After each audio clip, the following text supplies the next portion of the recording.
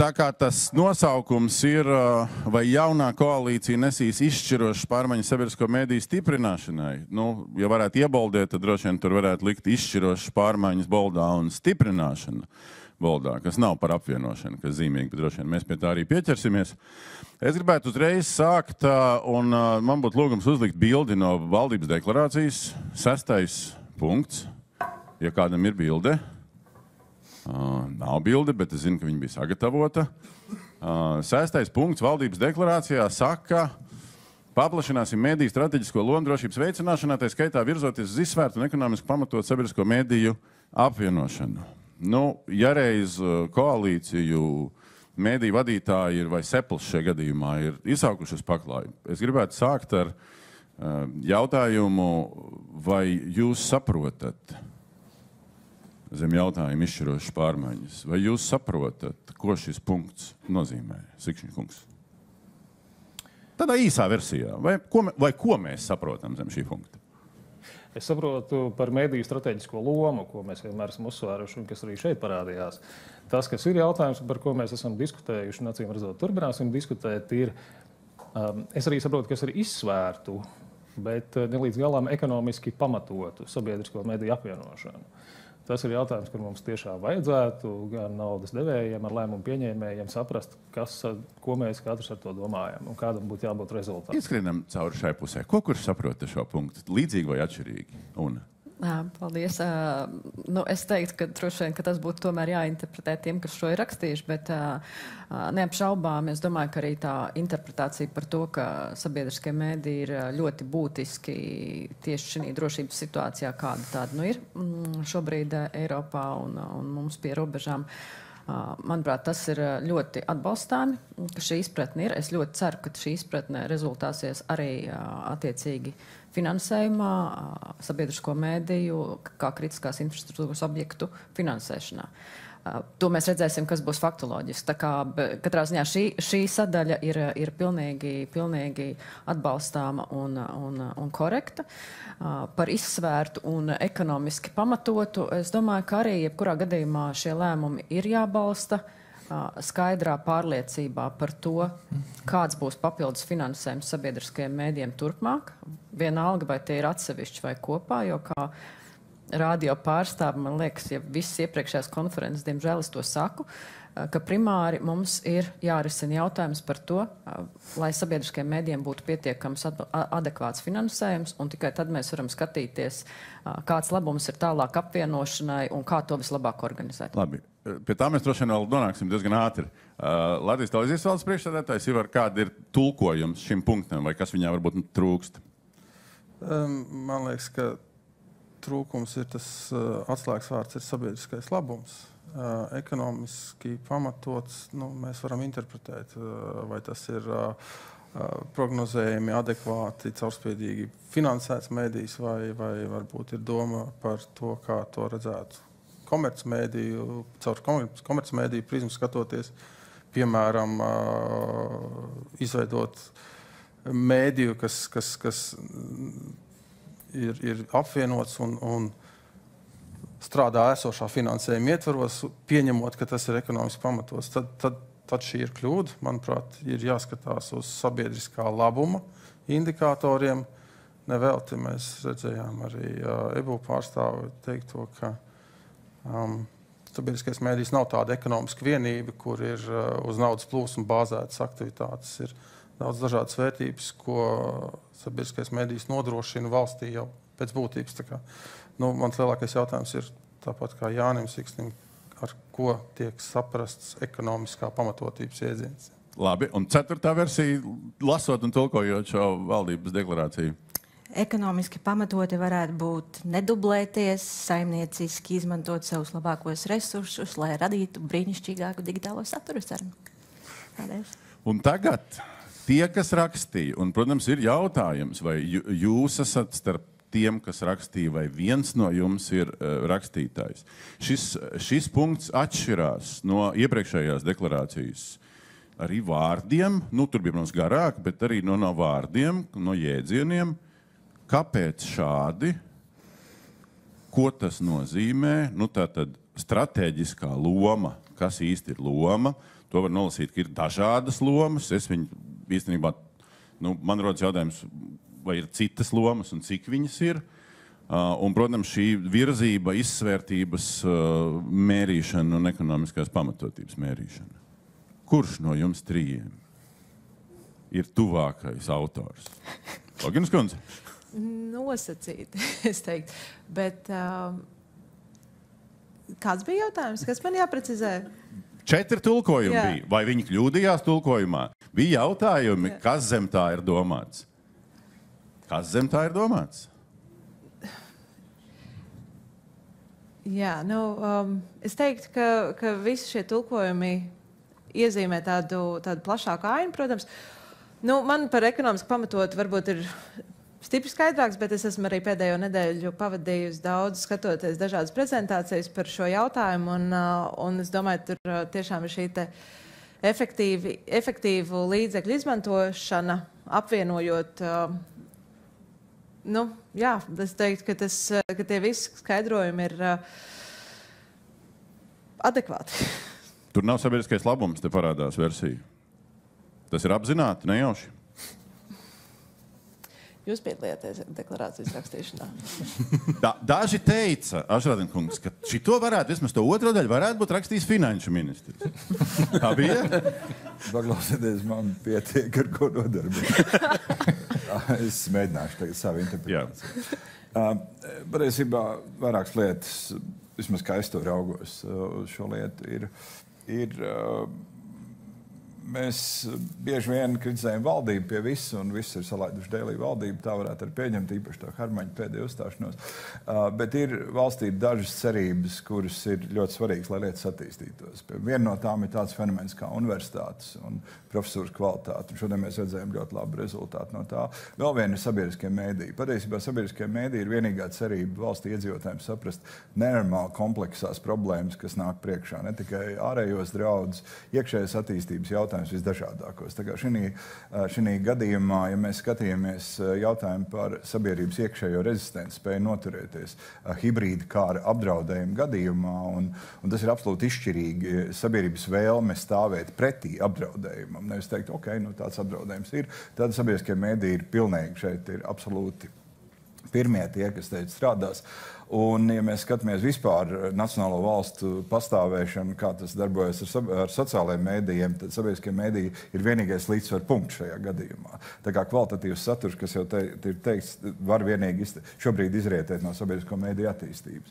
Attiecībā uz ekonomiski pamatotu, varbūt, kas nāk no manis, to es nezinu, bet tā ņemšanās vienmēr ir. Un es gribu teikt, ka, manuprāt, arī bija pirmo reizi redzēju ļoti labu vērtējumu, restīvi tas ir sabiedriskais labums. Ja mēs kvantificējam neatkarīgu vērtējumu sabiedriskam labumam, es pateikšu, kāda ir man tā, kā finanšu ministra pozīcijas. Vēlos mainīt budžeta sistēmu, kur nevis budžetā ir budžeta bāze, bet virzību uz konkrētu rezultātu sasniegšanu. Un šī gadījumā tas konkrētais rezultāts būtu attiecīgs sabiedriskā labuma pieaugums noteiktā laika periodā. Es redzētu, tas horizonts ir apmēram 4 gadi, kas ir jāvada, un nevis tukša runāšana par šo, bet konkrētas izmaiņas.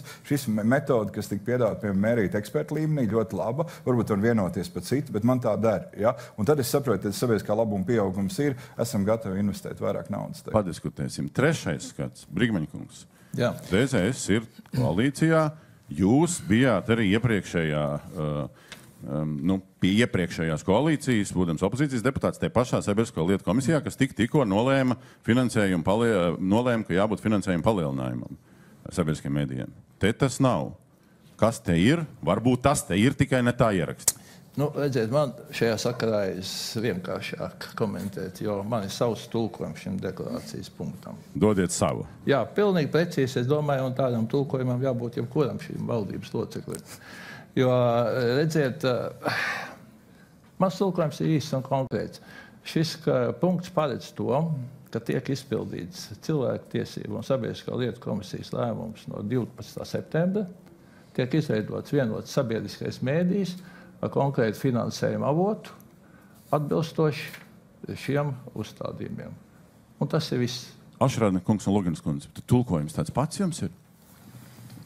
Par to, ka mēs izpildām cilvēktiesību komisijas lēmumu?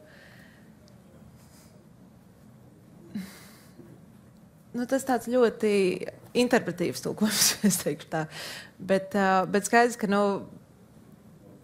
šajā cilvēktiesību komisijā daudz runā par to, ka mums ir nepieciešams stiprināt, uzlabot finansējumu modeļus un tam līdzīgi, tā ka daļēji piekrīt. Jūs tik konkrēti netulkojat, ja?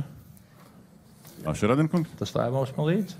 Tas ļoti jauki, un es esmu šajā pašā komisijā teicis, ka šis ir pretējs Satversmes tiesas spriedumam, kurš ļoti skaidri ir pateicis, ka likumdevējs nevar noteikt procentus kādām no nozarēm, cik būtu nepieciešams. Vienīgais izņēmums ir aizsardzības nozara, kur tās ir mūsu starptautiskās saistības, lai mēs būtu drošībā. Jo tādā gadījumā likumdevējs var noteikt pilnīgi visam, kultūrai tik, sportam tik, kam tur vēl visam tam, un pēc tam valdība tad nav vajadzīga, jo tad jau likumdevējs viss ir noteicis un salicis visu pa plaukiem. Un tas process notiek pilnīgi savādāk. Un es aicinu neiet šo neauglīgo ceļu. Ejam tiešām uz sabiedriskā labuma tātad pieauguma virzienā un vērtējam šādu lielumu un skaidrs, ka tajā mēs investējam. Un manuprāt, tas ir labākais ceļš, kā to darīt. Padiskutējam, pēc tam padiskutēsim, cik mums laiks ļaus zāli, bet vispirms panelis šai pusē. Ko jūs dzirdējāt, ko jūs nedzirdējāt, kādi jautājumi? Tas, kas man liekas, mums šobrīd pietrūkst, ir tāda skaidrā politiskā prioritāte, tiešām padarīt sabiedriskos mēdījus par prioritāti ar konkrētiem darbiem, šajā gadījumā tiešām ar konkrētu finansējumu palielinājumu. Saeimas komisijas lēmums bija, ka ir jāsasniedz finansējuma līmenim vismaz 0,12 no IKP, bet es uzreiz gribētu teikt, ka mēs esam jau atteikušies, to mēs esam sapratuši jau kopš šā gada sākuma, ka tāda tieša piesaiste IKP procentiem nav iespējama, labi, lai tā būtu. Šajā gadījumā ir runa par summām un par būtisku pieaugumu kā tādu. Un es uzskatu, ka nekas nevar liekt, kādēļ citās Eiropas valstīs visu kaut kur to var izdarīt. Vēlreiz vadoties no tās īpašās misijas un uzdevuma, kas ir sabiedriskajiem mēdījiem. Un tas ir tomēr kaut kas īpašs. Ja? Un šajā gadījumā arī runa nav par desmitiem vai simtiem miljonu, ka šis būtu tas, kas būtu vajadzīgs no politiķiem, no valdības, ka ir skaidrs ceļš, ka sabiedriskie mediji tiek stiprināti. Pieprecizējiet, lūdzu, jūs esat atteikušies no piesaistes IKP tiešā veidā, kā ierakstīt. Tā ar tiem argumentiem, ar kādiem Ašeradenkungs vai citiem? To mēs sapratām jau ar otro valdību, faktiski ar 3 valdībām jau strādājot, kopš SEPLP padomi ir ievēlēti. Mēs esam to mēģinājuši darīt mūsu darba grupā, kur piedalījās dažādi institūciju pārstāvji. Tas tika atbalstīts kā labākais variants, kā neatkarību stiprinošs. Citās valstīs tas tā ir. Pat Slovākija pieņēma, piemēram, ka 0,15 no IKP. Labi, mums, diemžēl, visi politiķi to teica, ka tas nav iespējams, ka to nevar. Satversmes tiesa, man ir grūti to pateikt, cik tas tiešām tā ir. Bet mēs runājam par vismaz minimālo slieksni, kas būtu jāsasniedz, tagad, teiksim, 3 gadu laikā. Un mēs esam no savas puses izveidojuši tas, ko finanšu ministrs teica, šo sabiedriskā labuma mērīšanas metodoloģiju, gan kvalitatīvu, gan kvantitatīvu, ar skaidriem rezultātiem, kas visiem ir pieejami, kas ir jāsasniedz. Labi, no tā izriet šobrīd jautājums, vai kādam citam no tiem komentētājiem izriet jautājums, kas te bija vai nebija atbildēts? Ja varbūt es drīkstu, tad, manuprāt, konference ir nedaudz nelaikā trāpījusies, jo būtībā jau valdība tikai sāk lemt par jauno budžetu. Tieši laikā? Varbūt, cerams. Bet būtībā mēs nevaram šobrīd pateikt, kādi ir tie rezultāti, bet, ja es pareizi saprotu, tad, protams, virzība ir tajā, ka valdība varētu tomēr lemt par labu tam, ka budžets sabiedriskajiem mēdījiem aug arī pārskatāmā periodā. Tā viena lieta, kas gan ir jāņem vērā, un kādēļ visu laiku mēs turamies kā sabiedriskie mēdīji un mūsu kapitāla daļa turētājs pie tā, ka mums ir nepieciešams šis neatkarīgais finansēšanas modelis, ir tas, ka mums vajag pašiem būt brīvām rokām lemt par to, kādus resursus, kam un cik novirzīt.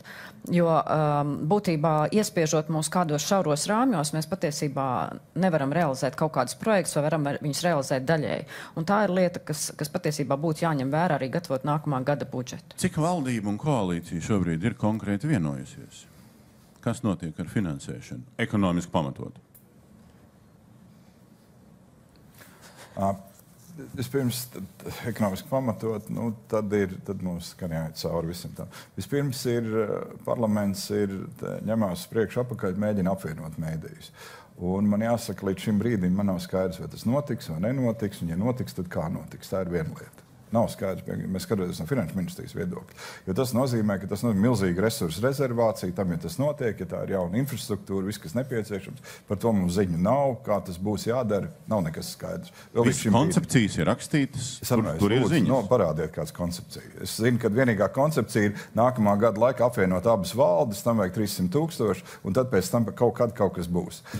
Tad es varu pateikt, tas, ko mēs šajā gadījumā redzam, tā valdības reakcija ir, tātad mēs esam gatavi atvēlēt resursus. Tas jau iepriekš bija nolēmts. Tātad nepieciešama infrastruktūrai, kas ir pārvietojamās stacijas, tās ir PTS lielais. Un tad nākamais jautājums, ko mēs redzam labi, tad, ja tā infrastruktūras attīstība nenotiek, tad pārējais mēs virzamies uz satura attīstības atbalstīšanu. Un tātad vismaz šobrīd, es varu teikt, ir nākamajā gadā vismaz tam ir paredzēti, liekas, ir pareizi atceros, vismaz 5 miljoni eiro papildus, tātad, lai attīstītu saturu abos sabiedriskajos mēdījos. 5 miljoni. Tā ir vienošanās, un progresīvie piekrīt, un ZZS piekrīt?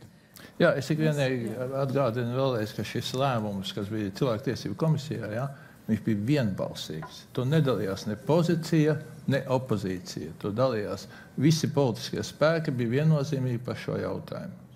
Protams, ka tā ir vēlme un virzība uz to, ka mums jāiet. Šeit ir, kā saka, izšķiršana. Labi, bet iziesim tad cauri. Vienkārši es gribu... Iedodiet Logins kundzei vārdu. Jā, bet vienkārši...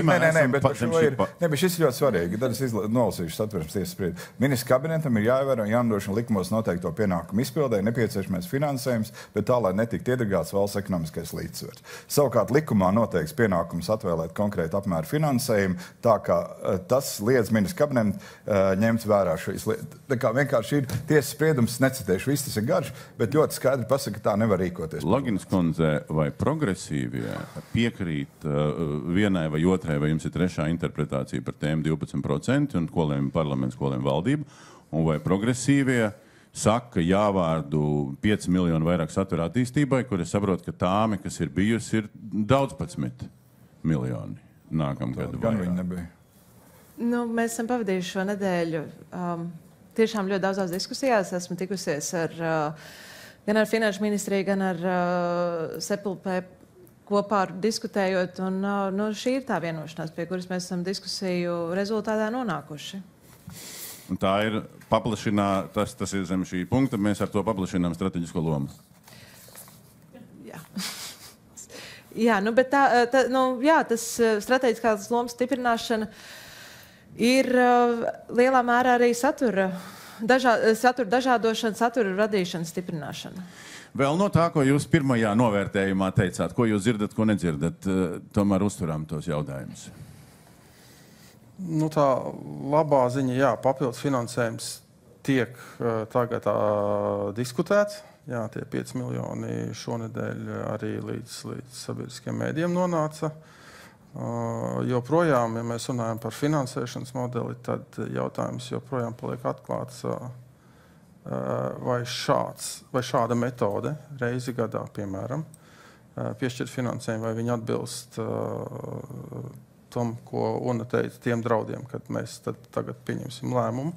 Skaidrs, ka ir ministra kabineta kopējā vēlme nodrošināt budžeta stabilitāti vai kādas prioritātes, bet sabiedrisko mēdīju perspektīvā katru gadu mēs šādi uzzinām savu rīcības plānu nākamajam gadam vai nākamajiem 3.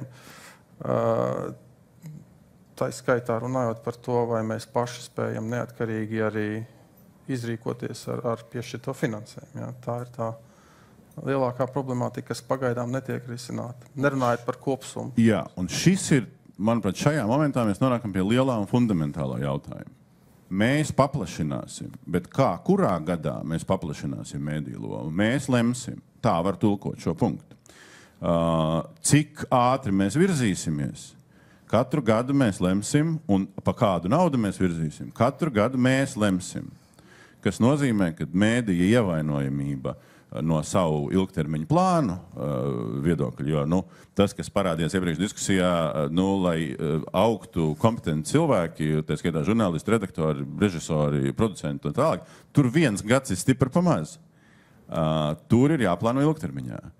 Vai jūs šobrīd, kā jaunā koalīcija, zem šī punkta vai citādāk, redzat ceļu, kā šo te nepietiekošo neatkarību vai pat nēsošo neatkarību, ja katru gadu jūs esat tie lēmēji, vai būs attīstība vai nebūs lielāka, mazāka izejot no resursiem, lai šo situāciju un šos riskus mazinātu?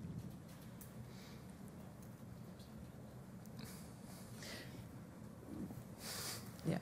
Bet budžetu jau mēs veidojam 3 gadiem. Nu, tas jau ir tas lielais rāms, kas jau ir iezīmēts. Un, tā ka pēctecība jau ir iezīmēta. Jūs prāt, to pietiek no neatkarības viedokļa? Es mēģināšu atbildēt. Vispirms ir nevienā diskusijā ne finanšu ministrija, ne valdība neiejaucās kaut kādās satura lietās vai kaut kādā veidā. Jautājums par resursu pieejamību. Tātad pirmais ir, es teiktu, ka tas, ka vismaz no man viedokļa raugoties, man ir vajadzīga skaidrība, uz kurien tas viss virzās. Tādas man nav. Tādā gadījumā es saprotu, ka vienīgais, kas svarīgais šobrīd ir satura attīstība. Tam mēs esam rezervējuši. Nākamos 3 gadus katru gadu ir vismaz 5 miljonu pieaugums katru gadu, lai to darītu. Tātad 3 gadu budžets un perspektīva ir. Tā ietvaros var rīkoties. Ja nākamā gadu mēs spējam izveidot modeli, kurā mēs saprotam ilgtermiņa sabiedriskā labuma mehānismu, mēs varam vienoties, ka balstoties uz šāda te mehānisma pamata veidojas sabiedrisko mediju finansējums. Tas būtu pieņemami un saprotami. Un pie tam ir vēl viena lieta, kas vēl mums ir svarīga un ko es raugos ļoti piesardzīgas. Īsti man nav skaidrs tā saucamo kapitālo investīciju nepieciešamību. Jo tad, redziet, visās valstīs tie lielie skaitļi ir arī, tajos ietilpst arī kapitālās investīcijas. Par šo lēmumu nav. Es martā piedāvāju, saprotot, ka nekāda apvienošanās te nebūs un parlaments iedeva, tā teikt, atpakaļ gaitu. Piedāvāju televīzijai, vismaz atrisinām televīzijas ēku un sākam strādāt pie modernas sabiedriskās televīzijas. Direktors pats piezvanīja, teica, nē, mēs nestrādāsim, jo Sikšņa kungs aizliedz. Jūs prāt jāsaka ar ēku? Nē, nu tā būve ir briesmīga, atvainojot. Tas nav nekas ekonomiski efektīvs. Vismaz tad ir, saprotam, tad ir tehnoloģiski un savādāk mēs varam strādāt. Ja mēdī nevar apvienoties, tad vismaz vienam mēdījam sākam strādāt ar jaunu risinājumu. Man pateica, šito nevajag nedarīt. Prieckungs jums pateica, labi, nobremzējam. Tad... Ja ir neprecīza interpretācija, salīdzinām lietas. Jā, bet saprotiet, Damburkungs, ja jūs man sakat, ieliekat budžetā visu, ja es dzirdu no Sikšņa kunga, ka tā jaunā māja maksās 150 miljonus, labi, tad es saprotu, bet man tad ir svarīgi saprast, kad tas ir vajadzīgs. Mēs tiešām plānojam valsts resursus, lai to varētu arī izdarīt.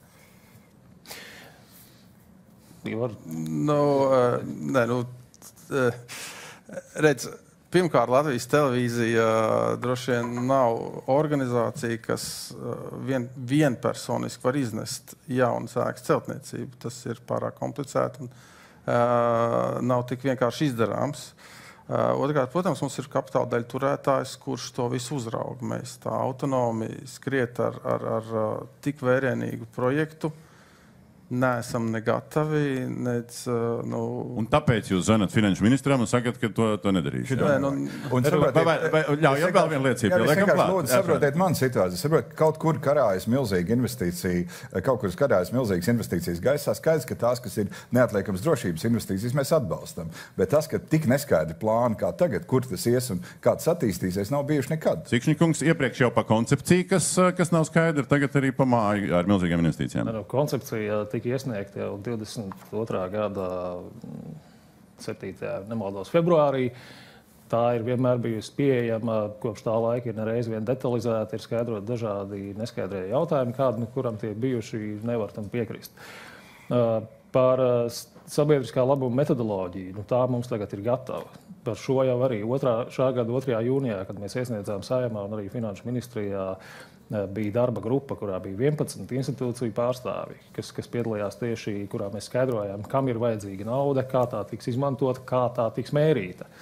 Tas viss ir aprakstīts. Tagad šodien ir tā diena, kad ir noslēdzies sabiedriskā metodoloģijas pirmais loks, mums tā sistēma ir gatava. Par māju. Protams, jā, es ļoti labi atceros šo sarunu māja beigās Finanšu ministrijā, kad ministrs tiešām tā teica, ejam uz priekšu ar televīzijas ēku. Es novērtēju to, ka ir gatavība risināt ēku jautājumu, bet mēs nevaram to darīt tādā veidā. Un tas nav Sikšņa kunga kaut kāds aizliegums vai domas, tā ir padomas nostāja. Mēs to varam pieņemt tikai tajā brīdī, kad ir skaidrs, kad ir atbalstīts vai ir 1 vai 2 mēdīji. Tā ir būtiska atšķirība. Ja šogad tuvākajās nedēļās tiek pieņemts lēmums, ka ir 2 atsevišķi mēdīji, tad mēs ejam jau nākamajā dienā. Priedes kungam ir uzdevums, lūdzu sākt strādāt tā mērķi, kurā vietā, kas ir vajadzīgs. Ja ir apvienots mēdījis, un to arī var pieņemt tuvākajās nedēļās, tad mēs arī varbūt ceļam jaunu televīzijas ēku, bet jau ieplānojam, nezinu, 1 vai 2 spārnus klāt, uz kurien pārceļās, teiksim, daļa no Doma laukuma, vismaz, kas ir zināms, ka tur visiem vietas nepietiek. Es uzskatu, ka tas ir ļoti, ļoti neefektīvi šobrīd kaut ko sākt celt, ja nav zināms strateģiskais virziens. Un strateģiskais virziens ir apvienots vai neapvienots.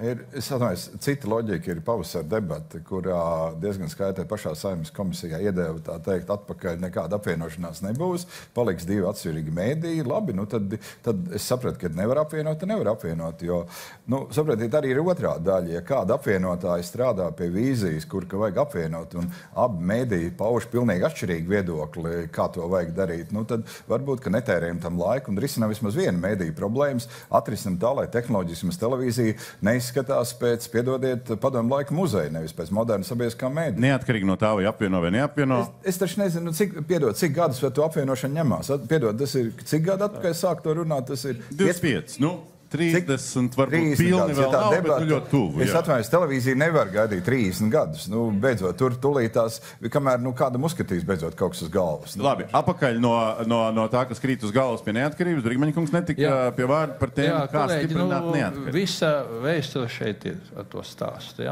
šā gada vēsture. Un es teikšu tā, kolēģi, ka viss tas sākās, tas stāsts vismaz šajā gadā, tad mums sākās Cilvēktiesību komisijā 17. janvārī. Ieradās attiecīgas cilvēki, mēs spriedām un lēmām un izstrādājām ceļakarti šim mērķim, ar ko viņš varētu rezultēties ar vienoto sabiedriskā mēdīja izstrādi.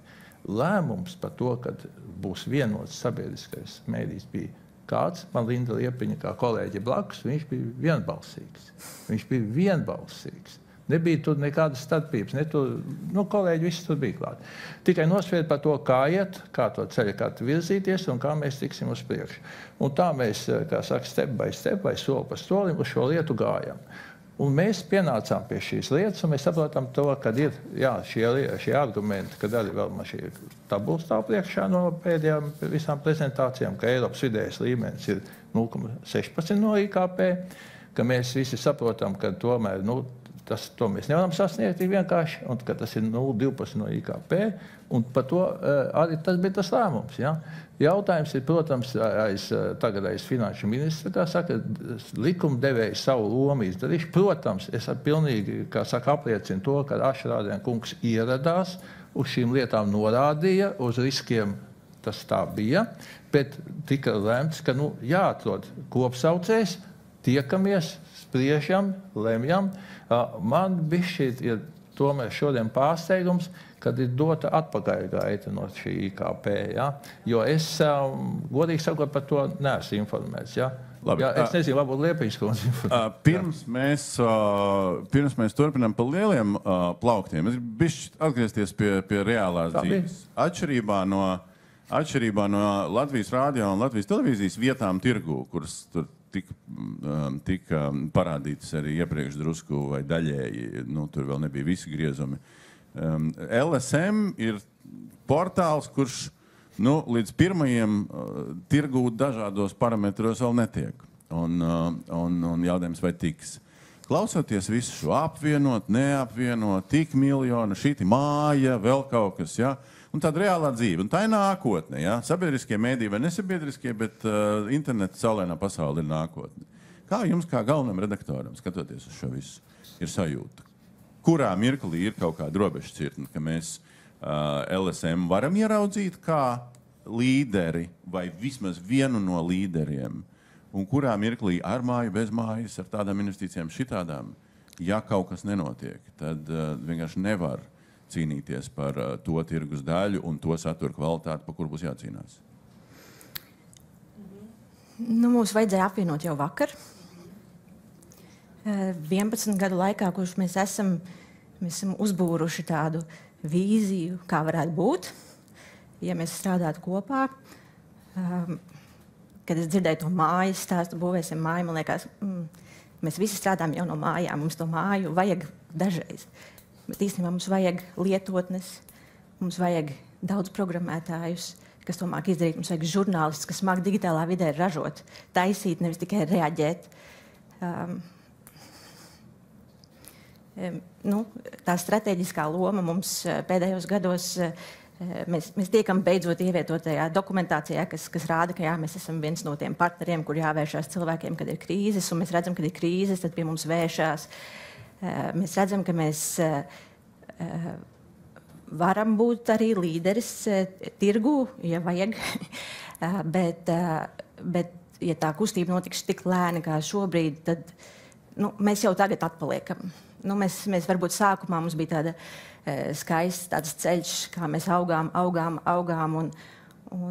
bet pēdējie gadi ir īstenībā bijuši tik ārkārtīgi lēnas attīstības, ka ir jādod milzīgs ieguldījums mūsu digitālajā attīstībā, lai mēs vispār saglabātu esošās pozīcijas. Ja tagad izskan 5 miljoni klāt pie esošā budžeta, kas ir uz 3, nevis uz 2 mēdījiem, bet uz 3 mēdījiem, tad cik tālu no nepieciešamā tur ir LSM finansējuma palielinājums? Vai jūs to pat nezināt? Sikšņikungs to zina? Nē, mēs ļoti aptuveni, šie ir visi tādi skaitļi, ko mēs saprotam, ka tagad tas ir apmēram tas, kas mums varētu tikt piedāvāts. Jā, katru gadu pa 5 miljoni, tas ir kaut kas. Ja tas ir satura attīstība, tad tas nav maz, pilnīgi noteikti. Bet tā ir tikai viena daļa. Mēs arī nevaram bez tehnoloģijām, bez infrastruktūras un visādām citādām lietām iztikt. Bet es vienkārši beigšu īsumā tas, par ko teicu, ka tie lēmumi tieši par darba organizācijas veidu, par to, ka vairs nav jāslēdz savstarpēji līgumi, lai kaut ko izveidot LSM vai radītu kaut ko jaunu, ka tas nav jādara. Tie ir tie politiskie lēmumi, par ko ir nepieciešams apvienojumi vai neapvienojumi. Tādēļ ir mūsu nostāja, ka māja patiesībā mums ir pēdējais jautājums. Vienkārši mums to mājas jautājumu vajag izrunāt, man liekas, šobrīd. Šobrīd vajag izrunāt mājas. Nē, vienkārši, lai mēs saprastu. Es biju domājis tādā ziņā, ka vienkārši pateikt tos visus apstākļus, kādēļ šobrīd ir tas, ministra kungs saka, es saprotu arī ministra kungu, bet es vienkārši gribu izskaidrot to situāciju. Mums bija vienīgi aprēķini 21. gada beigās, kas bija pilnīgi cita vispār situācija pasaulē un Latvijā par to, cik šāda vienota māja varētu maksāt. Tie bija 80 līdz 120 miljoni tikai ēkas, sienas, dzelži, bez nekādām studijām, bez nekā. 4 iespējamie varianti, katrs svārstās tur 70 līdz 120, 125 miljonu robežās. Tas bija tas, ko mēs varējām tajā brīdī izdarīt. Sākās karš, sākās visa ekonomika, pilnīgi visas finanses, pilnīgi citādāk. Mēs tajā brīdī to jautājumu apzināti nolikām malā. Mēs teicām, ka mums primāri, kas ir vajadzīgs, tieši tas, lai mēs varam izveidot juridisko to uzņēmumu sistēmu, lai mēs varam beidzot sākt mērķtiecīgi attīstīt digitālo saturu. Māju, un vēl pēc tam tagad ir nācis tas, ka tiešām lielākā daļa cilvēku vispār strādā no savām mājām. Mums vairs nevajag varbūt tos 80, 120 miljonus. Un tajā brīdī, kad ir viena valde, kas beidzot šo var arī kārtīgi no visām pusēm izsvērt pietiekami ātrā termiņā, viņi arī pateiks, varbūt tur vajag 50 miljonus šai ēkai. Un tas ir tas, ko mēs šobrīd būtu patiesībā bezatbildīgi. No mums tagad iet pie finanšu ministra un teiktu, lūdzu, obligāti ielieciet 100 miljonus, jo bez tiem mēs nevaram kustēt. Mēs tieši sakam, ejam uz priekšu, ejam to, ko mēs varam šobrīd izdarīt. Un es varbūt gribētu mazliet papildināt. Viens ir apvienot valdes un tas, kas ir rakstīts stratēģijā, bet, manuprāt, tā māja ir jābūvē ne māja fiziskā, bet jaunā struktūra no nulles, lai mēs varētu normāli strādāt. Tā starpinstitucionālā greizsirdība ir diezgan spēcīgs elements tajā visā mūsu eksistēšanā. No malas varbūt mēs priecājamies par šiem ikmēneša rezultātiem, bet tas ir ļoti, ļoti smagnējs jautājums. Es šodien gan gribu noreflektēt. Lūk, un te redaktoris pilnībā grib atbaldīt. Tas, kas man šokē, ir temps. Tagad ir, kas ir tagad? Ir septembris. Cik ilgi tās divas valdes apvienos veselu gadu? Ko tur darīt, ja divas valsts apvienot veselu gadu? Tad par kaut ko tiks skaidrībā. Es atmēs, mums tiešām ir jāplāno tie līdzekļi. Nav tā, ka aizies plauktiņi, paņem, viņi tur ir. Ja? Ja jūs prasat man, vai es neesmu ļoti vairāk liels eksperts. Es saprotu, ir divi BBC modelis vai Skandināvu modelis, kur ir divas atšķirīgas. Un tad es nezinu, kā tur iekļautos. Tāda atbildu šo jautājumu man nav šobrīd. Ko tur gadu darīs? Es atvainojos, ko tur gadu darīs? Un man atbild par to, kā tas darbosies, nav. Un es nesaprotu, jo tad ir jāsaprot arī skaidrs, ka infrastruktūra ir svarīga. Ļaujiet viņam atbildēt, varbūt ir atbildēt. Bet skaidrs, ka tas infrastruktūras jautājums. Ļaujiet atbildēt. Tas gan piedodiet. Protams, ka mēs ejam uz vienu uzņēmumu ar vienu valdi. Tas nevar būt Zviedrijas modelis, kur ir divi atsevišķi mēdīji. Mums ir Tad viens viss būs mēdījis, apvienots vienā protams, tas ir ierakstīts, piedodiet, 22. gada 7. februārī, tas bija uzrakstīts un iesūtīts visām institūcijām. Pavasarī tāda, kad viss kāds tam piekrist, tā es nedzirdēju. Nē, runa, kas kuram, kurā brīdī piekrīt, kas viss ir atkarīgs ļoti no finansēm un arī par to, ka tas bija lēmums toreiz pavasarī, kad ne pēc mūsu ierosinājuma tiešām tika ieslēgta atpakaļgaita apvienošanai. Mūsu plāns bija darīt to jau ar nākamo gadu.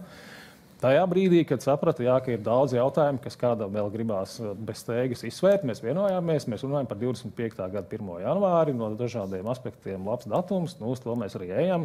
Ja šogad ir lēmums par to, ka mēs to darām, bet lēmums kā likuma grozījumu, izpratnē jau nevis vienkārši lēmums, tad mēs jau, protams, ka šogad varam jau sākt daudz ko darīt, tā skaitā arī skatīt jauno māju. Tā lēmums pa apvienošanu ir vai nav? Es tiešām gribu papildināt un pilnīgi piekrist Sikšņakungam, tas bija 25. gads. Jā. Tā mēs arī lēmumu ierakstīja. Bet te visi tie soļi, ko mēs pieņēmām, kā mēs līdz tam 25. gadam pienākam.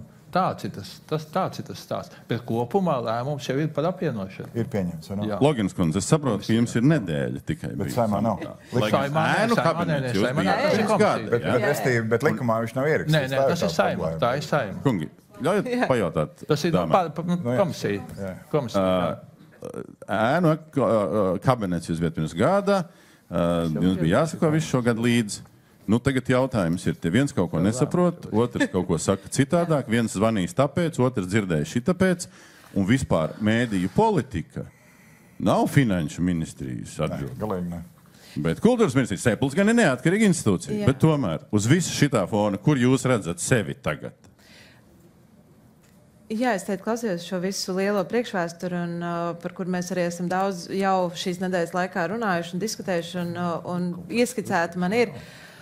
Es domāju, ka šis ir brīdis, kad patiesībā tas, ka es neesmu bijusi daļa no šīs priekšvēstures, nāk par labu, jo es nāku ar skaidrāku skatu, kas nav kaut kādu iepriekšēju sarunu, pārpratumu, greizsirdības, kaut kādu apzināti sagrozīti potenciālu lietu.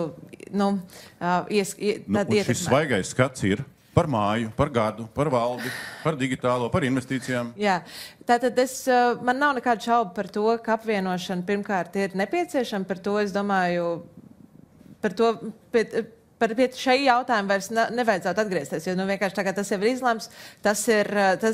Likumā tas nav ierakstīts. Likumā jāierakstā. Mēs esam konceptuāli par to vienojušies vismaz. Bet likumā nav ierakstīts. Tas, kamēr Saeima nav nobalsojis, nav nolēmts. Tātad šeit mums ir jābeidz šīs diskusijas un jāiet uz priekšu. Un jau šobrīd strādājam ar jauno cilvēktiesību komisijas vadītāju Leilu Rasimu.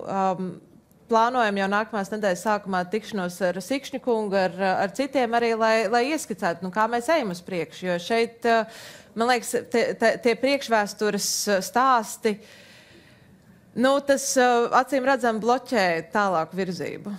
Labi, ļaujiet man tagad uz brīdi šo diskusiju paplašināt.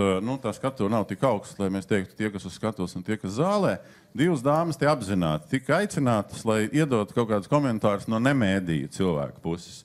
Tika piesaukts Satversmes tiesa un to, kā jāinterpretē gan viens spriedums konkrētais, bet es gribētu pielikt klāt tiem otru jautājumu. Viens ir, kurš ko lemj par finansējumu Saeimas līmenī vai valdības līmenī. Otrs jautājums, kurā mirklī tas, ko mēs šeit apspriežam, un pirms tam, kas bija par sabiedrisko labumu un tam līdzīgi, kurā mirklī tas ir demokrātijas un vārda brīvības vai informācijas brīvības lietas, un kurā mirklī kas iet viņu stiprināšanai vai viņu vaināšanai. Osipaus kundze, kā bijusi, iedodiet lūdzu mikrofonu viņai, kā bijusi Satversmes tiesas vadītāji, ko jūs sakat par to, kas te skan? Jā, es ļoti priecājos par cieņu pret Satversmes tiesas spriedumiem. Es tajā laikā biju tiesneša sastāvā pie šīs sprieduma tapšanas, un Satversmes tiesai bija savā veidā diezgan viegli šo lietu izspriest. Tāpēc, ka Satversmē ir tiešā skaidrā latviešu valodā ierakstīts, ka ministra kabinets sagatavo budžeta projektu un iesniedz Saeimā.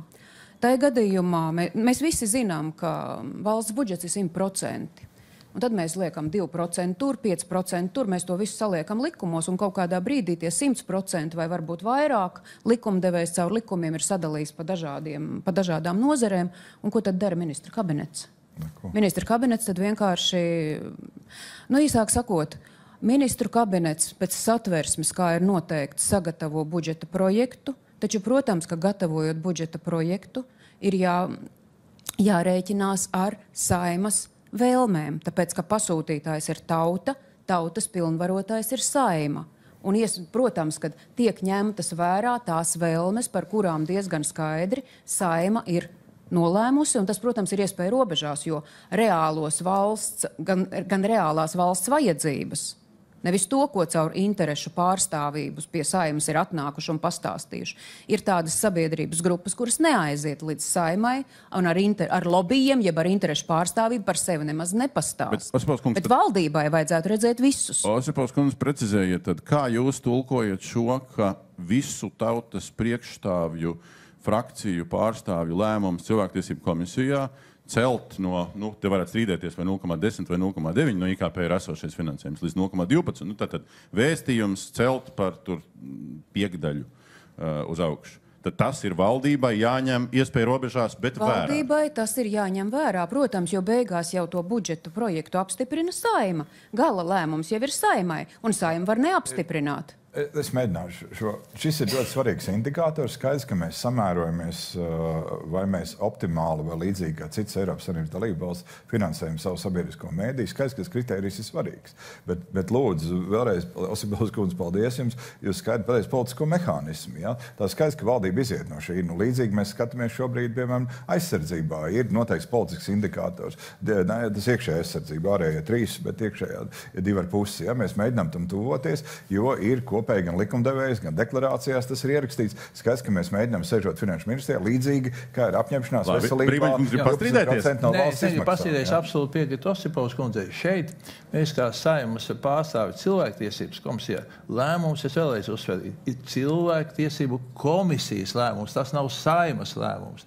Tā ir mūsu vēlme un virzība. Un mēs to virzību ieliekam ne jau uz rītdienu, ne šodien, bet līdz 25. gadam, lai mēs ejam, lai mēs tiekam ar šo jautājumu vienreiz galā.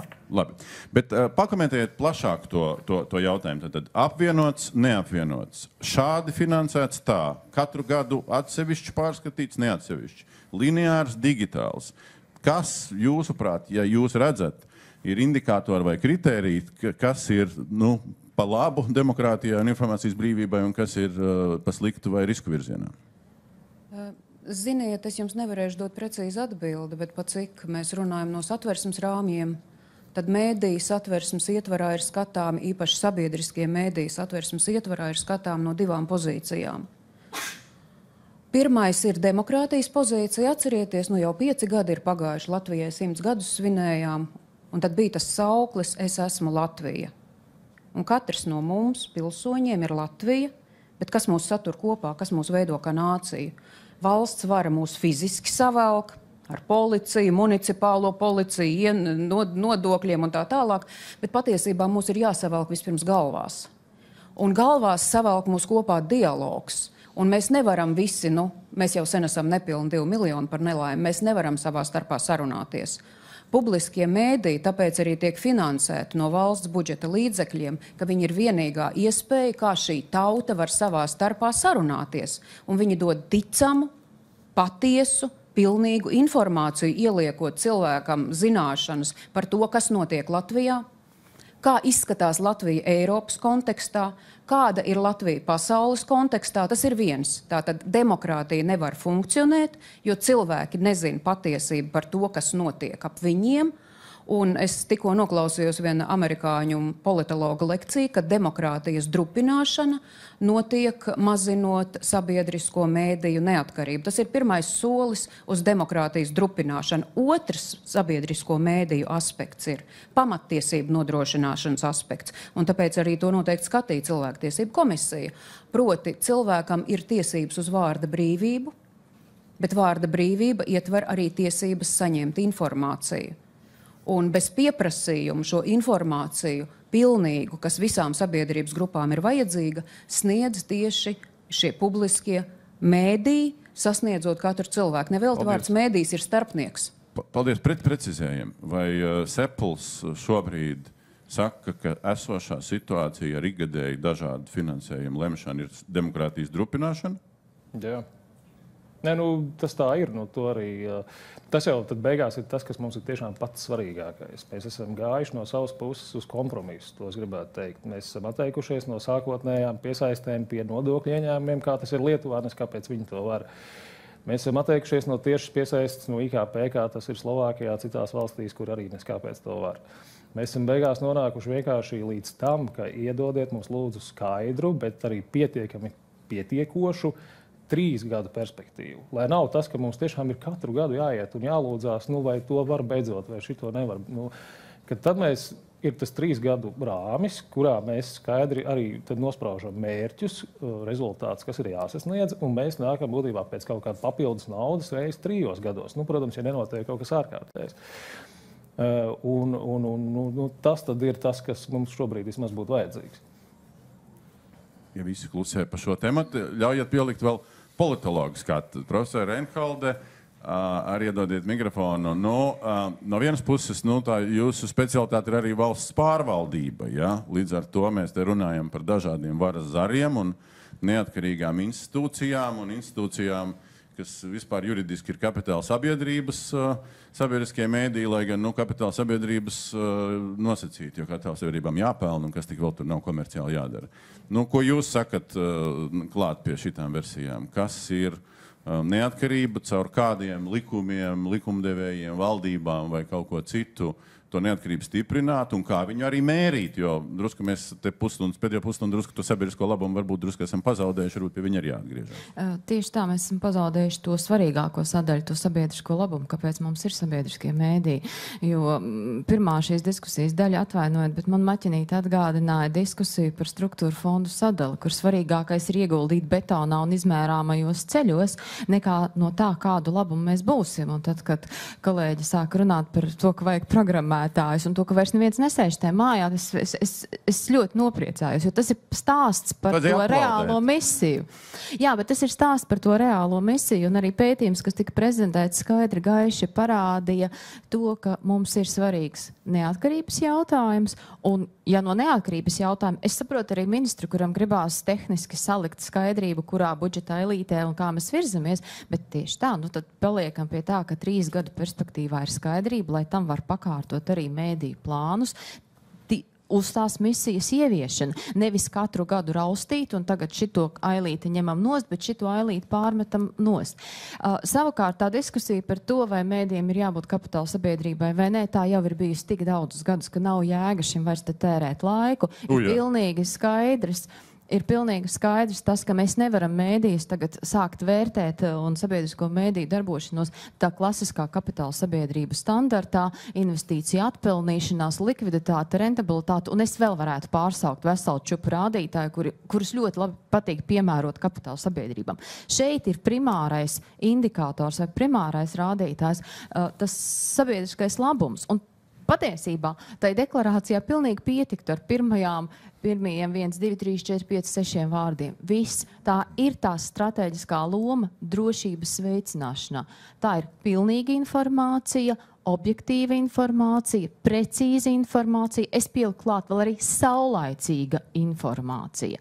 Un tas ir tas, un ja vēl tātad mēs pasakam, ka 3 gadu termiņā ir šis plānotais finansējuma apjoms.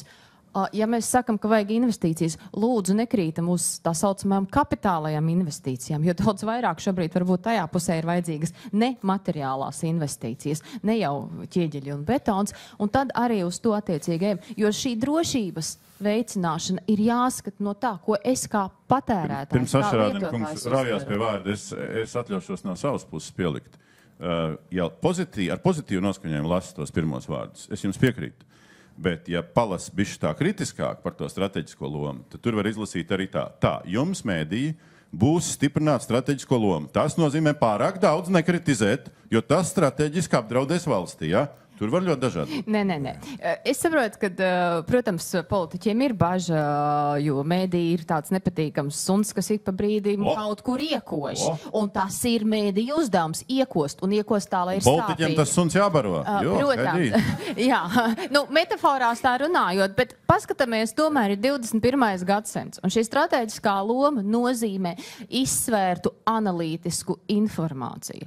Un tas ir tas būtiskākais, jo strateģiski, kā mēs varam stiprināt tā iedzīvotāja drošības uztveri, ja viņš saņem to ticamo informāciju par to, kas ir ekonomikā, nevis tiek atražots naratīvs, ka mums nav vairs nevienas lielas rūpnīcas, jo tu nevari atrast nekur publiskajā tātad mediju telpā, ka mums ir citas 20 foršākas rūpnīcas vietā, lai atražot vēl daudz citus naratīvus. Tā ir tā strateģiskā loma. Un strateģiskā loma ir primāri analītiska, objektīva informācija. Un politiķiem tas ir jāsaprot, un tieši tāpēc mēdījiem arī pa brīdim ir jāiekoš. Tas ir tikai normāli, bet uzsvars ir uz šo analītisko informāciju. Es pat teikšu vēl vairāk pierādījumos balstīto informāciju. Un mums ir jāļauj sabiedriskiem mēdījiem strādāt tieši pie šīs svarīgākās misijas. Es tās gribu kopā padiskutēt? Es tikai noreflektu. Iespējams, ka es pašā sākumā pietiekami skaidri neizteicos, bet paldies politoloģijai par viedokli. Tas, ko es teicu, tas ekonomiskais nav NPV nākotnes projektu vērtības atmaksāšanās. Nav par to. Tas, ko es teicu, tas, kas ļoti svarīgi ir, ka mums ir sabiedriskā labuma veids, kā mēs to metriku mēram, un tad tajā investējam naudu iekšā. Tā mums nav cits atdevs sabiedrībai, kā tikai sabiedriskais labums. Un to es redzu, ka par to mēs varam vienoties. Kolēģi, ja jūs man sakat, ka šis te mēdījis nav svarīga infrastruktūra, lūdzu uzmanīgi ar šo. Šis ir tehnoloģisks mēdījis. Viens PTS vien maksā gandrīz 10 miljonus eiro. Ja? Es nerunāju par dažādām citām lietām, pie kuras mainās tādā ātrumā, ka galva griežās. Ja? Un viņas ir jāmaina nemitīgi tās tehnoloģijas. Tā kā tā ir vēl viena lieta, nav tik vienkārši ar to infrastruktūru. Iespējams, ka darbinieki sēž mājās, bet es gribu teikt divas lietas, ir ļoti svarīgi. Un tas ir, raugoties no finansētāju viedokļa, ļoti svarīgi saprast, cik kurā brīdī būs nepieciešama nauda. Un tam ir vajadzīgs skaidri saprotams, kas ar to viss notiks. Ja? Jā, ir tikai viena lieta - tehnoloģija dzīves cikls. Un kolēģi no LSM platformas var pateikt, cik strauji tehnoloģijas attīstās. Neviens nezina pēc 3 gadiem, kāda būs tā tehnoloģija. Mums ir jābūt naudai, lai to tehnoloģiju attīstītu, bet to neviens nezina, kāda tā būs tehnoloģija. Par to es stāstu. Es saprotu, jā, šitā es gan varētu aiziet pateikt uz budžetu. Nu, neviens šito nezina, bet tur iet traki. Jā, tā tas nenotiek. Jā, paldies. Labi, ir citi komentāri, iebildes, piebildes Reinholds kundzes vai Ospils kundzes teiktajiem?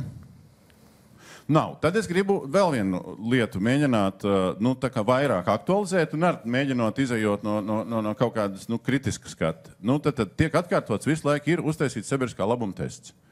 Ar to mēs saprotam to, ko mēs šobrīd redzējām. Ja kritiski skatās uz viņu, tad tie ir tādas vispārīgas tēzes, ko kaut kādi 48 cilvēki, iespējams, gaužām subjektīvi, varbūt līdz galam pat nezinot, kā notiek tā saimniekošana, ir izsecinājuši. Tur ir apkopots tas viss. Tas, šeit nav kolēģi žurnālisti vai režisori vai vienalga kāda tehniķa no praktiskās dzīves. Es pirms šīs diskusijas aizvakar pajautāju vienam otram, kā viņi jūtās, tā skaitā vienā vai otrā mājā. Ja? Jāsaka, ka tur arī ir teksti, ka neatkarīgi no tā, ka finansējums varētu būt lielāks vēl kaut kāds, ja? Tie teksti ir, ka vadība ir ļoti tālu no reālās dzīves. Ir cilvēki, kas konkrēti saka, ka kolēģi aizgāja prom no darba ne tikai materiāli iemeslu dēļ, bet tāpēc, ka darba organizācija ir garām. Es runāju gan par administratīvu organizāciju, gan par radošu organizāciju, redaktūras organizāciju. Un uz visa šī fona lielā mērā, iespējams, tas ir Seplam jautājums, iespējams pašiem. Viens ir šādi abstraktie sabiedriskā labuma testi, vai tas ir pietiekami, lai mēs mērītu, cik kvalitatīvi ir nodrošināts darbs tiem, kas taisa to Reinholds kundzes pieminēto to faktu čekingu, pierādījumos balstīto lietu un vēl kaut ko. Jo sabiedriskais labums, vai ar to pietiek, lai būtu kvalitatīvi mediji? Jā, es drīkstu, paldies. Teiksim tā, pirmkārt, aizstāvot pētniekus, šie pētījumi, protams, ir daudz dziļāki. Mēs šeit redzējām ļoti nelielu apkopojumu. Viņi tiešām ir ļoti detalizēti un tur ir ļoti daudz ko paņemt. Tā ir viena lieta. Otra lieta ir tā, ka arī pirms šiem pētījumiem nav tā, ka sabiedriskie mēdīji vienkārši būtu gaidījuši pēdējos 30 gadus, kad pirmo reizi tiks veikts šāds sabiedriskā labuma tests. Tā nav taisnība. Šis periods, kas tiek analizēts, ir līdz 22. gadam. Vienlaikus pēdējo 3 gadu laikā, piemēram, Latvijas rādio ir izveidojis pētnieciskā žurnālistikas daļu, kas ir analītiskā satura veidotāja, kas iepriekš nebija. Vienlaikus ar šo gadu mēs esam ļoti daudzas lietas darījuši, kas jau risina šos jautājumus, par ko pētnieki šobrīd runā, bet kas ir uz atpakaļ, proti ekonomikas komentāru pastiprināt ieviešana esošā finansējuma ietvaros, ja saprotam pareizi, mums nav šobrīd papildus finansējuma. Tātad ekonomikas satura stiprināšana, arī šī latviskā satura stiprināšana LR4 mēdījā. Tās ir lietas, kas jau notiek, bet kas, protams, kas nav tajā analīzes periodā iekšā, bet viņas ir sākušās ar šo gadu. Tā kā būtībā tas, kas ir pozitīvi, ir, ka būtībā mēs redzam to pašu arī no iekšienes. Jautājums ir, cik tam mums ir līdzekļi, lai šīs lietas darītu. Par fact-checkingu es tagad jau baidos sameloties, cik gadus mēs jau prasam līdzekļus tam, bet mums vienkārši nav. Tie ir dārgi eksperti. Jūs paši zinat, labāk strādājat šajā jomā. Tā kā, es nevaru teikt, ka mēs neietu līdzīgos virzienos un ka administrācija ir tik atrauta un ne par ko nedomā. Skaidrs, ka mēs par to domājam, bet vienlaikus, ja ir inflācija, ja ir elektrības cenas tādas, kādas ir, mēs vienkārši arī esam iespiesti tajā situācijā, kurā mēs esam. Mums ir jāslēdz tās izmaksas. Saprotiet, pareizi. Bet tā jautājuma piedošana, bet tā jautājuma būtība, ko es mēģinu teikt, ka gan politiķiem, gan sabiedriskiem mēdījiem tas savs sabiedriskums ir jāpārdod sabiedrībai. Nevis tikai sabiedriskā labuma testā, un arī šobrīd tie miljoni, tās mājas ir, nav apvienošana. Tas ir jāpārdod sabiedrībai šī vārda labā nozīmē. Ja?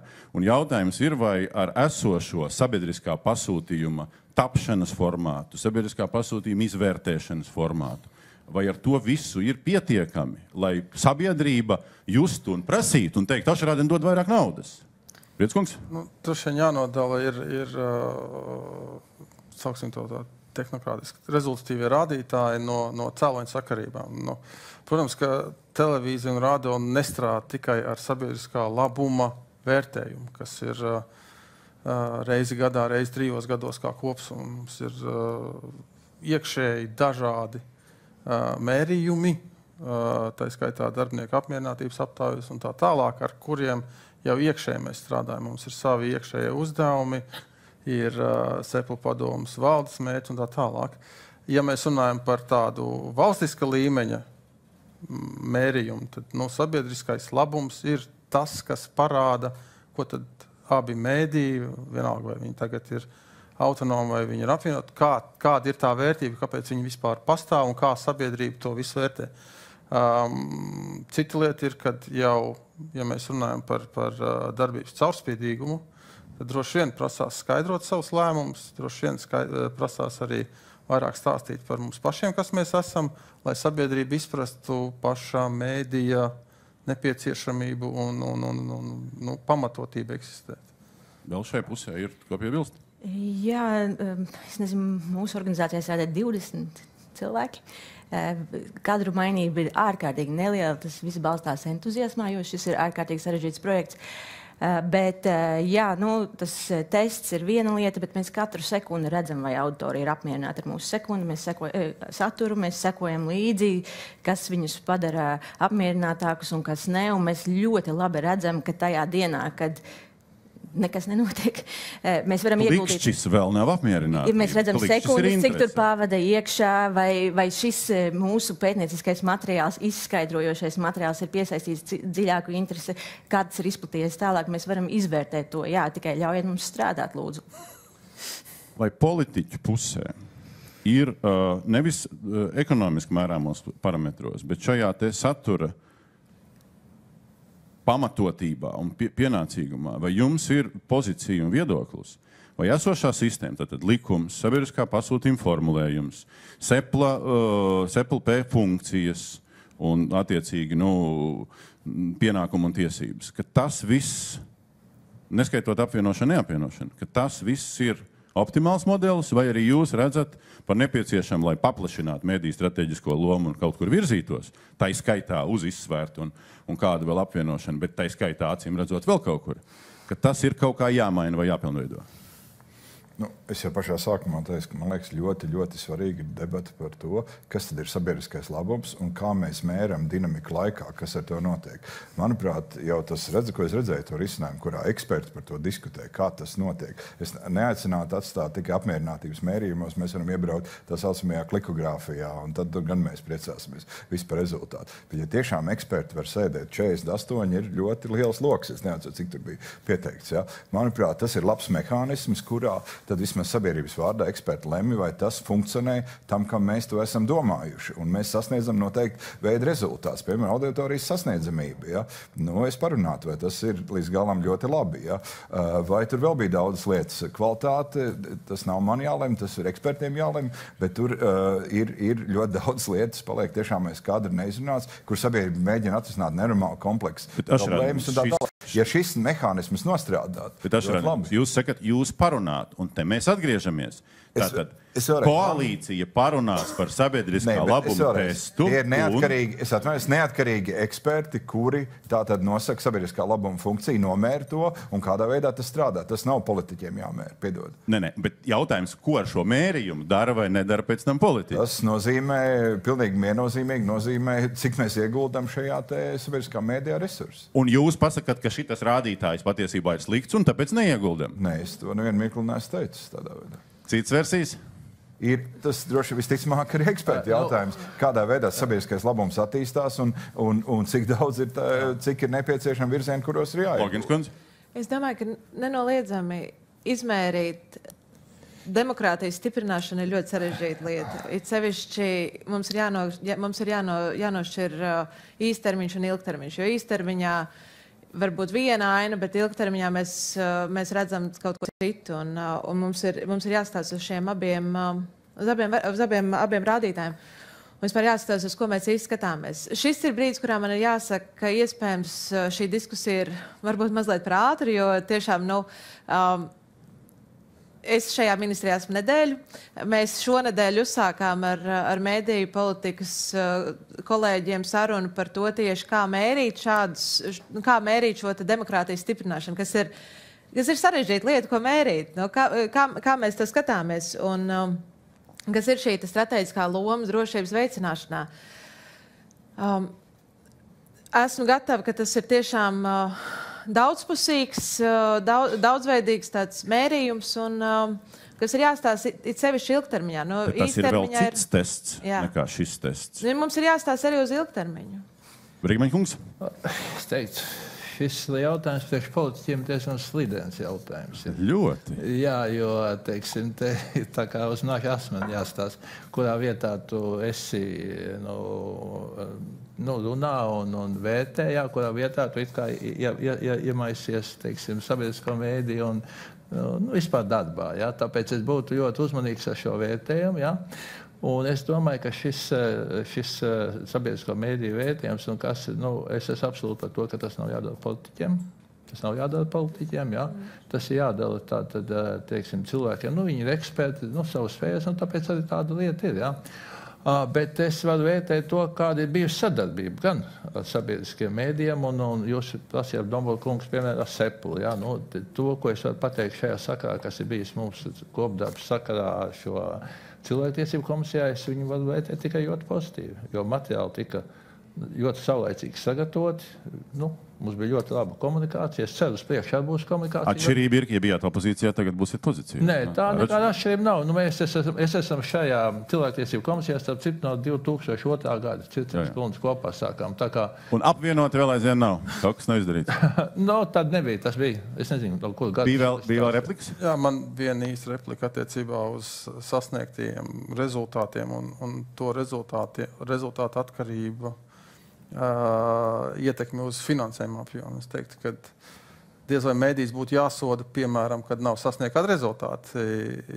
Droši vien, ka jāfokusējās ir uz valdi un uz valdes atbildību, kāpēc mērķi nav sasniegti. Līdz ar to tāda tieša sakarība nav rezultātu, tā teikt, naudiņas neesat nopelnījuši, es teiktu, nebūtu korekti. Korekti būtu runāt ar tiem, kas atbild par rezultātu sasniegšanu. Jā. Paldies.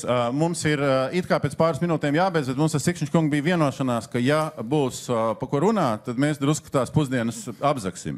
Vispirms vai auditorijas pusē ir kāds, kas raujās pie vārda, kas pa kaut kā Līdeks kundze raujās pie vārda? Līdeks kundze grib pateikt repliku, lai iedodiet to mikrofonu. Atspēles kundzei arī replikas. Jā, es gribēju pateikt, runājot par šo valdības deklarācijas punktu, paplašināsim mediju strateģisko lomu drošības veicināšanā. Es gribēju mazliet paplašināt šo tēmu, un es domāju, ka šī diskusija tieši laikā, ņemot vērā to, ka kultūras ministrija būs tā iestāde, un ir tā iestāde, kur veido mediju politiku Latvijas valstī, un piekrīt Brigimaņa kungam, ka tas ir jādara profesionāļiem, kas līdz šim nav, diemžēl, noticis, godīgi pateikšu, bet labā ziņa ir tā, ka tieši šobrīd top mediju politikas pamatnostādes 2023, kurš jau būs tuvu beigām. Jā, tieši tā, pat ir sākušas tapt. Un līdz 27. gadam es ceru, ka šie jautājumi tiks ielikti visi šajās mediju politikas pamatnostādnēs un iespējami drīz. Tā bija tikai replika. Paldies. Vēl kāds, kas netika pie vārda, raujās? Saulīša kungs raujās pie vārda. Labi. Jā, Roškons kundze arī. Paldies. Vispirms, jā, finanšu ministrs nav mainījies, kā es to pieminēju, un nav mainījusies arī finanšu ministrijas nostāja, protams. Un es pilnībā un ar visām rokām atbalstu Satversmes tiesas spriedumu, kaut gan tas attiec tieši uz manu nozaru, uz zinātni. Es arī izlasīju pilnībā visu spriedumu, bet man nav saprotams, kāpēc šeit tiek vilktas paralēles ar šo spriedumu, nevis ar tiem spriedumiem, ko Satversmes tiesa ir lēmusi attiecībā uz tiesu varu. Un jā, tiesu varai ir pat atsevišķa nodaļa veltīta likumā, Satversmē. Mēdījiem nav sabiedriskiem, bet arī tāpēc, ka 1920. gadā vienkārši tāda koncepta nebija. Un tiesu varu, manuprāt, ir līdzīgāks un adekvātāks salīdzinājums nekā zinātne un nekā aizsardzība. Un tad es domāju, vai mums ir tests katru gadu par tiesām, vai mums ir ik pēc 3 gadiem nozara ekspertu grupas par tiesām. Nē, mēs domājam par tiesu varu kā neatkarību, bet tiesu varām nav noteikts IKP procents. Un te ir runa tikai par to, ka ir jābūt mehānismam, kurš nodrošina neatkarīgu finansējumu. Un ja tā nebūs, tad acīm redzot, varbūt ir jāvēršās Satversmes tiesā, pieprasot beidzot, lai tāds neatkarīgs mehānisms ir. Nevis tas, ka tur ir IKP ielikts. Restīvi, Andra, tā doma, ka tāpat kā trešai varai nodrošina viņas neatkarību un stiprību, tāpat arī ceturtai varai būtu jānodrošina viņa a priori. Un arī ar vienlīdzīgiem kritērijiem jāvērtē tas, vai tas tiek sasniegts. Osipos kundze, šito būtu interesanti, ja jūs pakomentētu. Vai jebkurš cits, kam ir ko par šo teikt? Es gribēju kaut ko pilnīgi citu teikt, bet Labi. šo komentējot, es varu pateikt, ka tiešām tur, kur vērsās tiesneši ar konstitucionālajām sūdzībām, tur nebija runa par procentiem, bet bija runa par to, ka ir nepieciešama neatkarība. Protams, ka nevar salīdzināt mēdījus un nevar salīdzināt, piemēram, tiesību sargu un daudz ko citu, kas ir šajā neatkarīgajā statusā ar tiesu varu, kas pēc varas dalīšanas ir trešā vara. Bet piedodiet, Satversme paredz 4. varu valsts prezidentam un 5. varu tautai. Bet, lai tauta varētu savu varu īstenot, tāpēc ir vajadzīgi neatkarīgi mēdīji. Bet es gribēju runāt pilnīgi par kaut ko citu. Vai jūs ievērojat tos procentus, kurus sasniedz sabiedriskie mēdīji? Un tad padomājiet par to vēlētāju, kas dodas pie vēlēšanu urnām. Vai te nekorelē tie procenti starp tiem, kurus interesē tas, kas notiek Latvijas Republikā, un tiem, kas ir tie, kas dodas pie urnām? Tātad šeit mēs redzam to tiešo saikni starp vēlēšanu rezultātiem, starp to, ka nenonāk viltus ziņas. Tas, kas ir ieinteresēts par savu valsti, lielā mērā patērē sabiedriskos mēdījus un varētu turpināt nākamo izpēti par šo cilvēku politisko aktivitāti. Bet šobrīd šis ir pieņēmums, šī hipotēze. Nē, es vienkārši, pat cik es darbojos šajā laukā valstiesībās, man interesē vēlētāja aktivitāte, un to būtu vērts papētīt tālāk. Vienkārši tas ir komentārs. Labi, man liekas, paldies, jā. ka Jānis Juzefovičs par šo ir pētījis diezgan, manuprāt, tavos pētījumos ir parādījies, ka šī korelācija starp to, kuri patērē sabiedriskos mēdījus, tie ir vairāk politiski aktīvi un tā tālāk. Androškalni?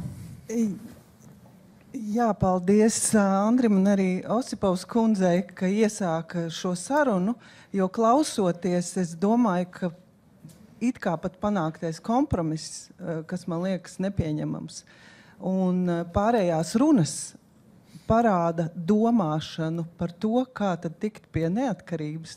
Un kolēģi sāka runāt, un man ir ierosinājums iziet ārā no tā vienkāršotā skatījuma, kas ir diemžēl tradicionāls, uz medijiem kā uz līdzīgu jomu, vadīt tos kā uzņēmumus, un lai iziet ārā no tās ieslēgšanas starp varām, tomēr ieraudzīt, ka mediji ir sabiedrības apakšsistēma, kas attiecas uz visām šīm jomām, un līdz ar to tā nav vadāma, ne arī kādā veidā ietekmējama, kā parasta valdības, pēc nozarēm sadalīts valdības domāšanas modelī.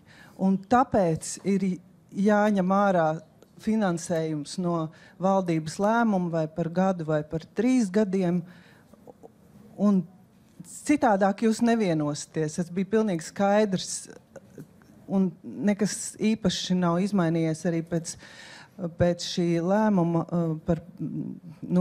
pēc it kā kompromisa.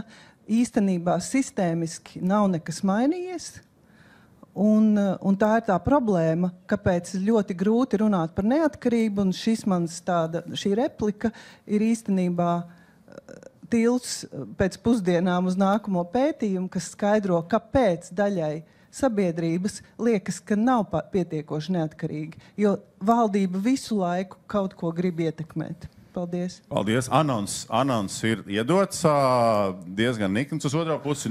Vēl tagad, kā latvieši parasti pēdējās minūtēs raujās izteikties, lai viņas kundze īsi tikai lūdzu. Es ļoti īsi. Es esmu bijusi gan daudz strādājis ar mēdījiem, un tagad es otro sasaukumu jau Saeimā, un cilvēktiesību komisijā arī otro sasaukumu.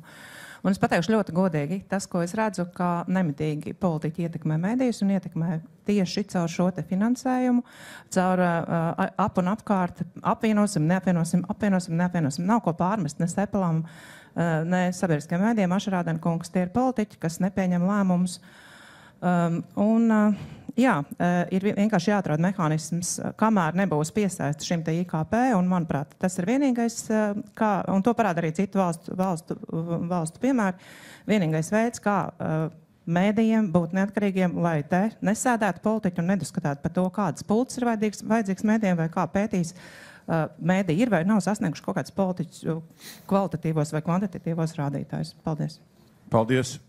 Es laikam uzvarpēšu varu un vairs nevienam to mikrofonu nedošu, paturēšu pats. Uztaisam noslēgumu riņķi. Tātad diskusiju uzliekam lūdzu to nosaukumu. Mēs viņu varbūt drusku piemirstam. Vai jaunā koalīcija sasniegs izšķirošas pārmaiņas sabiedrisko mēdīju stiprināšanā? Cik tālu jūs pēc šīs diskusijas nesīs, nevis sasniegs, bet nesīs izšķirošas pārmaiņas sabiedrisko mēdīju stiprināšanai? Cik tālu jūs pēc šīs diskusijas sakat jā, nē, tuvāk jā, tuvāk nē, un viena teikuma līmenī? Kāpēc? Mēģinam sākt pretējā virzienā no politiķiem, kurš var atbildēt. Es varu pateikt. Man nav ko. Kolēģi, tad, kad es atnācu uz Saeimu pēc šiem 4 gadiem, tad mēs tikāmies ar Seplu un runājām, punkts jāpieliek šim stāstam. Punkts ir jāpieliek vai nu vienā vai otrā virzībā. Jā, nesīs vai nenesīs, nevar atbildēt. Un mēs gājam ar soli, kad jā, uz šo virzību iet. Tā kā es esmu par to. Vai tas tā būs? Tas ir kopējs lēmums. Koalīcijas partneru atbildes. Logins kundze. Es esmu noteikti ļoti ieinteresēta tajā, ka mēs tiekam ārā no šīm neauglīgajām, ļoti ilgadējām diskusijām un ejam uz rezultātu. Es tiešām vēlos šajā virzienā strādāt. Tā ir mana apņemšanās, tā ir mūsu politiskā apņemšanās. Ašarādenkungs. Jā, Es varu pateikt tikai no savas puses. Man ir ļoti, ļoti svarīgi saprast, cik kopumā tam ir vajadzīgi būt resursi, jo es ļoti negribētu atrasties situācijā, ka mēs piešķiram, cik tur bija 12%, 0,12 vai kā. Un tad teikt, nu šis bija 12 arī var. Ir labi, 12 nebūs, bet 0,12. Un tad pēkšņi ierastos un teiktu, jā, bet šito nepietiek, jo mums jau vajag vēl tam un tam un tam. Un, tā ir tradicionāla situācija. Es domāju, ja mēs aiziesim uz šādu un izstāst, ka tas narratīvs kopumā ir šāds, es domāju, ka mēs ļoti zaudēsim. Es teiktu, ja mēs beidzot varētu būt gudra sabiedrība un beidzot izveidot noteiktu metriku, kā mēs mēram sabiedrisko labumu un sekot tam, un tā diskusija būtu ikgadēji, kurā mēs teiktu, tiešām mums to vajag, un mēs iegūstam rezultātus. Un tas nav par politiķiem, lūdzu, nav par politiķiem. Tas ir par sabiedrību, lai sabiedrība pati saprast, kurā virzienā mēs ejam, kam mēs šādā veidā tērējam naudu. Var iet, jā, tas ir, tā teikt, viss ir sveicis, sakam 0,12, ļoti labi, bet viņš nedod atbildes to, vai viss ir labi. Ja? Vai viss ir kārtībā, vai mēs virzamies pareizā virzienā. Tā kā droši vien tā atbilde būs kaut kur pa vidu, katrā ziņā es vēlos to risināt, skatāmies, kā atradīsim. Paldies šai pusē. Nedēļa pēc jaunās koalīcijas tapšanas, ja? Pirmais starpfinišs. Jūs atbildo, jaunā koalīcija nesīs izšķirošas pārmaiņas sabiedrisko mediju stiprināšanai. Es varu sākt, neticās, ka kaut kas būs, bet ja lemsiet, ka neapvienos, tad es aicinātu arī jums paprasīt siksnim, cik izmaksās digitālā attīstība neapvienotos abos mēdījos. Tas varētu būt vēl dārgāk. Paldies. Ivar? Dodies man par savām domām atbildēt, bet pirmais, kas ir būtisks, nedrīkst pastāvēt neziņa. Tas ir tas kritiskākais, jo abi mēdīji principā atbild ar dažādiem pieņēmumiem tādā līmenī. Ja būs tā, tad mēs darīsim tā, ja nebūs tā, tad mēs darīsim šitā. Un principā stāv uz vietas, nespēja noformulēt savu precīzu attīstību. Līdz ar to tā izšķiršanās viņa ir kritiski nepieciešama. Vai būs pārmaiņas? Es teiktu, ka tā ir goda lieta beidzot atrisināt to lietu. Tāpēc es domāju, ka būs. Ja pateiks, nē, viss ir labi, turpinām, mēs neguvām pārliecību, tad mēs ejam statistiski jau cik gadus jau. Pirmais, kas te notikās, bija jautājums, cik gadus mēs šo problēmu risinām, kuļājam kā karstu kartupeli. Tad beidzot, tad tiekam skaidrībā un punkts un āmen. Jā, tā kā... Paldies. Una? Es domāju, ka šī diskusija lieliski parādīja, ka katram ir savs viedoklis un sava izpratne par to, kāda ir realitāte un kāda ir turpmākā virzība. Līdz ar to šobrīd, protams, nevar saskatīt to, ka būs izšķirošas pārmaiņas, ir saskatāmas. Bet vienkārši tas, ko es redzu, gan ir, ka ir vēlme šo jautājumu risināt. Un tas, manuprāt, ir varbūt kas svarīgākais, un kā Ivars teica, ir svarīgi tiešām kaut kādas lēmumus pieņemt, lai ir skaidrs, kā tālāk rīkoties. Man ļoti īsti patiesībā jautājums ir, pavasarī ļoti lielu lomu nospēlē radio, kurš iedeva to grūdienu atpakaļ, ne, mēs šito negribam. Vai radio ir gatavs tā kā mainīt pozīciju un teikt, mēs gribam apvienoties un strādāt vienā kopējā, tā teikt, mēdījā vai nē? Jo tas drusku tā kā zem tā ledus, kas notikās, un tā, vai tā pozīcija mainījusies šobrīd? Šobrīd vispār nav pamata pozīcijai mainīties, jo mēs esam turpinājuši kopš pavasara runāt par papildus finansējumu, jo nekas jau nav mainījies tā izpratnē, ka mēs runājam par to, ka ir jābūt pietiekamam finansējumam, un tad mēs runājam tālāk, kā to apvienot. Ja tas papildus finansējums ir, tad jūs teikt jā. Mēs arī runājam par to, ka tam jābūt nevis tikai, tagad mēs runājam, patiesībā mēs bijām sagatavojuši plānu vēl pirms nedēļas, mums bija, manuprāt, uz 5 miljoniem tikai radio vajadzībām uz nākamo gadu. Bet papildus finansējums ir, tad jūs teikt jā. Tas ir jautājums arī par apjomu. Es domāju, ka tas nav tik vienkārši. Tātad, ja ir tas, ko Saeimas komisija nolēmusi, tad jūs teikt jā, un tad varētu apvienot mēdījus. Tas ir jautājums arī pie visiem radiodarbiniekiem. Bet loģiski. Tad mēs varam turpināt šo diskusiju. Tā ir tā substance, tā diskusija. Protams, ka tā reakcija būs tieši tajā brīdī, kad virzīsies to, tad atkal iestāsies apakaļ. Tiešām mēs paši bijām cilvēktiesību komisija, gan televīzijā, gan radio, un paldies par šo iespēju. Un es varu apliecināt, jā, radio, ka mēs bijām, bija tas kolektīvs noskaņojums, tāds viņš bija. Šito mums nevajag, jā. Te mēs esam tajā situācijā, ka nav jau tas tik daudz politiķu pusē, kā pašu mēdīju pusē. Jā, bet tad politiķiem var izšķiroši. Politiķi var pateikt, pie šitādiem nosacījumiem mēs jebkurā gadījumā lemsim tā, pie šitādiem nosacījumiem mēs lemsim tā, kā saka 73% Latvijas radio, es no gaisa saku skaitli, darbinieki. Nu, arī var pateikt. Jā, un šeit ir tā trešā daļa visā. Sabiedriskais labums ir daudz svarīgāks nekā viens vai otrs domā, kā te vajadzētu izdarīt. Jā, nu tas, man liekas, ka tas mums vajadzētu vienoties par to, jo tas nav jautājums par procentiem. Tas ir jautājums, kur mēs ejam un ko mēs darām. Jānis Siksnis noslēdz diskusiju, vai jaunā koalīcija nesīs izšķirošas pārmaiņas sabiedrisko mediju stiprināšanai. Es laikam neņemšos atbildēt uz šo jautājumu. Koalīcija ir tikai sākusi, bet es varu piekrist, jā, ka pēdējais gads gan ar jauno komisiju, ar jauno Saeimu darbs ir bijis daudz konstruktīvāks nekā pirms tam. Es tikai par praktisko, ko mēs darīsim. Nu, šobrīd mēs gaidām atbildi, cik tad mēs saņemsim papildu finansējumu. Nevis nākamajam tikai, bet nākamajiem 3 gadiem. Tie prasījumi visi no mūsu puses ir zināmi. Tajā brīdī, kad mēs saņemsim galīgo atbildi, es saprotu, ka tas nav ilgi, ja tā ir nākamās nedēļas sākums, vai ministrs zinās labāk. Tajā brīdī mēs kā kapitāla daļu turētājs, protams, konsultējoties ar mēdījiem, lemsim, vai mēs joprojām uzturam spēkā uz to, ka ir jāiet uz apvienošanu, jo tā būs liela izšķiršanās. Visi šie argumenti, kas izskanēja par to, ka digitālā attīstība un priekš digitālās attīstības apvienošana būtu vajadzīga jebkurā gadījumā, varētu teikt. Bet, protams, ka finansējuma apjoms būs ļoti svarīgs. Labā ziņa ir, ka skaidrībai vajadzētu būt drīz, ka mēs, es tā teiktu, oktobrī mēs tad zinām, vai mums ir 1 vai 2 mēdī turpmāk. Paldies! Ar to noslēdzam diskusiju. Paldies visiem, kas bija uz skatuves un kas bija auditorijā, runāja vai klausījās. Pusdienas un otrā daļa 12:00. Paldies!